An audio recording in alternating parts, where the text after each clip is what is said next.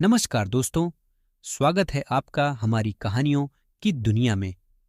क्या आप तैयार हैं एक नई और रोमांचक कहानी सुनने के लिए? तो चलिए शुरू करते हैं। दोस्तों, आज की कहानी हमारे साथ इंस्टाग्राम पर शेयर की है ऋषभ जी ने। ऋषभ जी बताते हैं कि ये तब की घटना है जब मुझे एक म्यूजिक प्रोग्राम के लिए बेंगलोर जाना था। आमतौर पर तो हमारी पूरी टीम साथ में ही ट्रैवल करती है, मगर उस रोज झांसी जंक्शन तक मुझे अकेले ही जाना था। बाकी के साथी झांसी जंक्शन से चढ़ने वाले थे। मैं अपना साजो सामान पैक करके स्टेशन के लिए निकल तो गया था, मगर जब तक मैं स्टेशन पहुंचा तो तब तक काफ़ी देर हो चुकी थी। ट्रेन छूट जाने के बाद मेरा दिमाग एक पल को खोखला तो हो गया, मगर मैंने जल्दी ही दिमाग के घोड़े दौड़ाए और स्टेशन के बाहर से ऑटो पकड़ लिया। मैं अभी ऑटो से निकला ही था कि पुल पे से गुजरते वक्त मुझे मेरी ही ट्रेन दिखी जो आउटर पर खड़ी हुई थी। मैं तुरंत ही ऑटो से उतरा और किसी तरह से पुल से उतरकर रास्ता बनाता हुआ ट्रेन तक पहुंच गया और किसी तरह ट्रेन में चढ़ गया। ट्रेन में चढ़ने के बाद मुझे एहसास हुआ कि साला मैं कितना कमज़ोर हो गया हूँ। 2 मिनट भी मैं दौड़ा नहीं कि मेरी सांसें उखड़ने लगीं।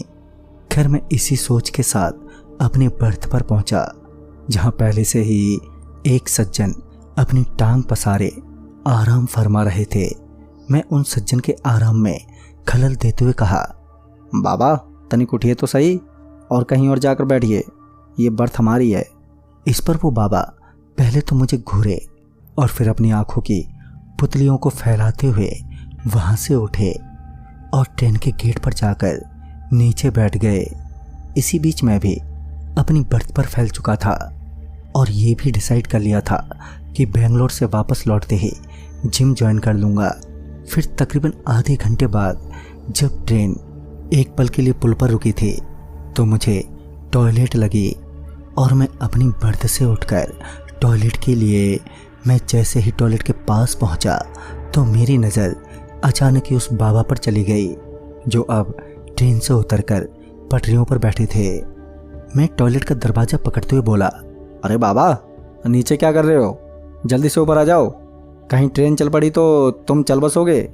मैंने इतना कहा ही था कि बाबा बोले, अरे मैं यहाँ से उठ नहीं पा रहा हूँ, ज़रा हाथ तो देना बेटा। इस पर मैं हंसते हुए बोला, अरे हड्डियाँ अकड़ गई हैं क्या आपकी? रुको आता हूँ अभी। फिर मैं बाबा को वापस ट्रेन में चढ़ाने के लिए नीचे उतरा। अभी मैंने बाबा की तरफ अपना हाथ बढ़ाया ही था कि बाबा के चेहरे पर एक अजीब सी हंसी आ गई। उनकी आंखें भी अब बदल गई थीं। बाबा ने मेरा हाथ भी बहुत कसकर पकड़ लिया था और अब वो उठने की बजाय मुझे ही ट्रैक पर गिराने में लग गया। अब मैं चाहकर भी उस बाबा से अपना हाथ छुड़ा नहीं पा रहा था। तभी उस बाबा ने मुझे इतनी ज़ोर से पटरियों पर पटका कि मैं पटरियों से टकराते ही बेहोश हो गया। जब मुझे होश आया तो मैं ट्रेन में किसी बर्थ पर लेटा हुआ था और बहुत से लोग मेरे को घेरे हुए थे। फिर जब उन्होंने पूछा कि मैं पटरियों पर कैसे गिरा तो मैंने उन्हें सारी बात बता दी, जिसे सुनकर बगल में खड़े आरपीएफ जवान ने कहा, हाँ यहाँ अक्सर ऐसा होता है। कहते हैं कि एक वृद्ध आदमी की मौत इस जगह ट्रेन से गिरने की वजह से हुई थी। कहते हैं कि वो ट्रेन के गेट पर खड़ा था, तभी किसी दूसरे आदमी का ज़रा सा धक्का लग गया, जिस पर वो बूढ़ा आदमी एकदम से भड़क गया और उस दूसरे आदमी से बहस करते करते कब उसका पाँव ट्रेन के गेट से नीचे चला गया उसे पता ही नहीं चला और उसकी मौत हो गई। तब से वो मदद मांगने के बहाने लोगों को ट्रेन से उतार कर जान से मार डालता है। खैर, वो रात मेरे पर तो बहुत ही ज़्यादा भारी गुजरी। तो दोस्तों, इस कहानी में बस इतना ही। तब तक के लिए बाय एंड टेक केयर।